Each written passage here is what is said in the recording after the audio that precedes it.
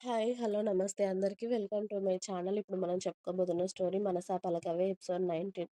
సిద్ధు వస్తున్నాడు అని చెప్పగానే సాహిత్య త్వరగా వాష్‌రూమ్‌లోకి వెళ్ళి 2 మగ్గులు వాటర్ గుమ్మరించుకొని బయటకి వచ్చి మళ్ళీ డ్రెస్ వేసుకొని రెడీ అయ్యి సిద్ధు కోసం వెయిట్ చేస్తూ ఉంది. హాల్‌లో కూర్చొని ఊరికే గుమ్మం వైపు చూస్తూ. ఏంటో ఈ మహానుభావుడు రోజు త్వరగానే వస్తాడు కదా! ఇవాళేంటి ఇంత లేట్‌గా వస్తున్నాడు? ఏంటో బాబు, నీ మీద నాకు ప్రేమ పెరిగినప్పటి నుండి నిన్ను చూడాలని చాలా అనిపిస్తుంది. నువ్వు నా ప్రేమను యాక్సెప్ట్ చేయగలవా? అసలు నేనే యాక్సెప్ట్ చేయలేకపోతున్నాను తెలుసా? నేను నిన్ను ప్రేమిస్తున్నాను అంటే. కానీ మన మనసు ఊరుకోదు కదా సిద్ధు. ఒకరిపై ప్రేమ పుట్టింది అంటే ఇప్పుడు నా పరిస్థితి కూడా అలాగే ఉంది. కానీ నేనేం చేయలేకపోతున్నాను. నా మనసును అదుపులో పెట్టుకోలేకపోతున్నాను. నిన్ను చూడాలని, నీ దగ్గరే ఉండాలి అని నా మనసు పోరు పెడుతూ ఉంటుంది నన్ను. కష్టమే అనిపిస్తుంది బాబు నా ప్రేమను గెలిపించుకోవడం. కానీ నా ప్రేమ నిజమైంది అయితే అది నిన్ను ఖచ్చితంగా చేరుతుంది సిద్ధు. నేను పుట్టినప్పటి నుండి ఎవరి ప్రేమ కోరుకోలేదు. ఎవరి ప్రేమకి నోచుకోలేదు. మొదటిసారి నీ ప్రేమ నాకు కావాలి అనిపిస్తుంది. నువ్వు మొత్తంగా నాకు కావాలి అనిపిస్తుంది. ఎందుకో తెలియదు. ఈ నెల రోజుల్లోనే నీ మీద ప్రేమ పుట్టిందా అని అడిగితే నా దగ్గర సమాధానం ఉండదు సిద్ధు. ఎందుకంటే ఒకరిపై ప్రేమ పుట్టాలి అంటే కారణాలు కావాలా? నేనైతే అస్సలు అవసరం లేదని అంటాను. నేను నిన్ను ప్రేమిస్తున్నాను. దానికి కారణాలు నేను వెతుక్కోలేను సిద్ధు. నా ప్రేమ నీకు నేను తెలిపిన రోజు నీ రియాక్షన్ ఏదైనా నేను బాధపడకుండా ఉండడానికి ప్రయత్నిస్తాను. ఎందుకంటే ముక్కు మొహం తెలియని అమ్మాయిని, నెల రోజుల్లో పరిచయం అయిన అమ్మాయి, ఎలాంటి సంబంధం లేని అమ్మాయి నీకు ప్రపోజ్ చేస్తే నువ్వు ఒప్పుకోవు అని నాకు 100కి 100 తెలుసు. కానీ నీ ప్రేమ లేకపోతే నేను చచ్చిపోతానేమో అనిపిస్తుంది. ఎందుకు అంతలా నిన్ను ప్రేమిస్తున్నానో కూడా నాకు అర్థం కావట్లేదు.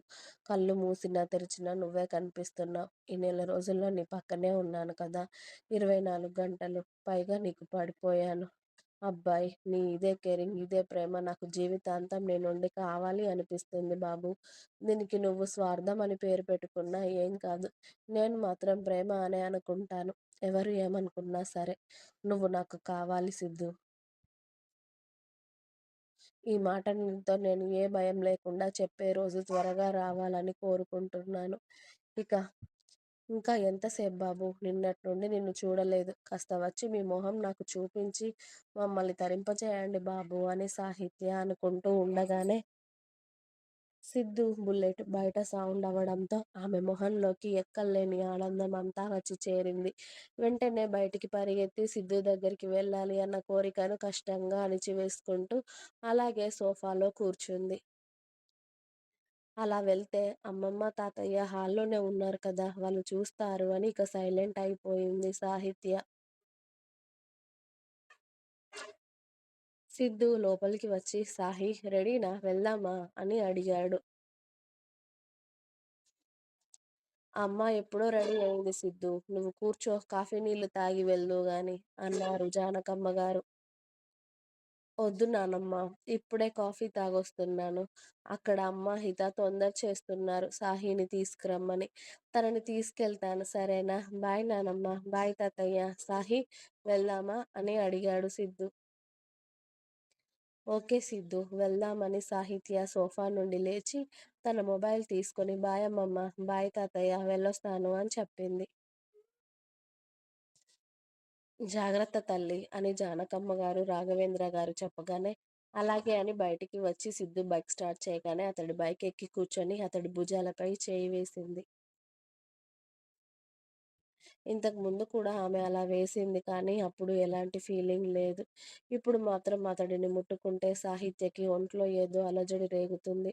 కానీ సిద్ధుకి మాత్రం ఎప్పటిలాగే పట్టించుకోకుండా అతడు చేస్తూ ఉన్నాడు.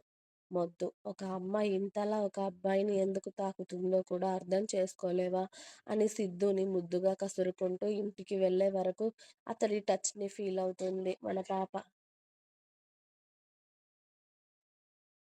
ఇల్లు రాగానే సాహిత్య బైక్ దిగి సిద్ధు కన్నా ముందే లోపలికి వెళ్ళి హాయ్ ఆంటీ, హాయ్ అంకుల్ అని పలకరించింది త్రివేణి నారాయణ గారిని.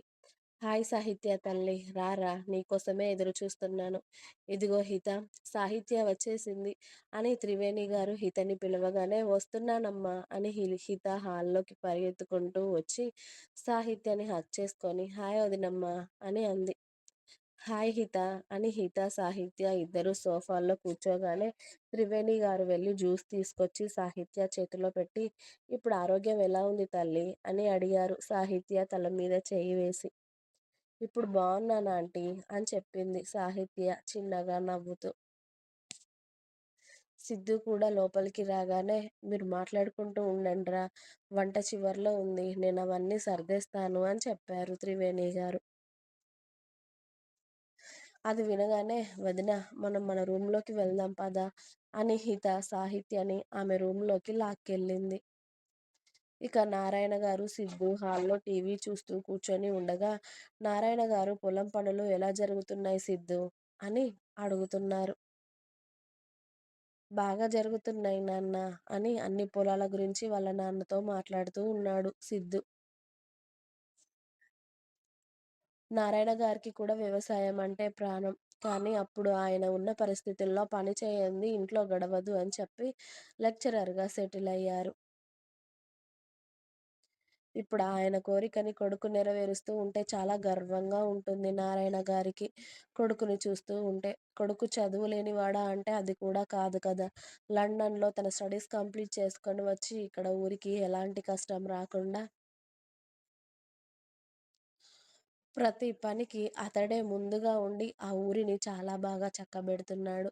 పైగా వ్యవసాయం వద్దు అని సిటీలోకి వెళ్ళాలి అనుకున్న వాళ్ళకి దగ్గరుండి వాళ్ళతో మాట్లాడి, మళ్ళీ ఇక్కడ వ్యవసాయం చేసేలాగా చేశాడు వాళ్ళతో మంచి మాటలు చెప్పి.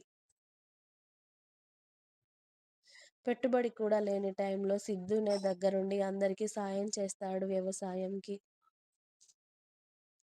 ఏ రోజుకి ఆ రోజు కొత్త కొత్త పద్ధతులు అన్నీ సెర్చ్ చేసి అవన్నీ చూస్తూ వాటన్నిటినీ కూడా ప్రయోగిస్తూ ఉంటాడు సిద్ధు ఇంకా ఎక్కువగా పంటలు దిగుబడి రావడానికి.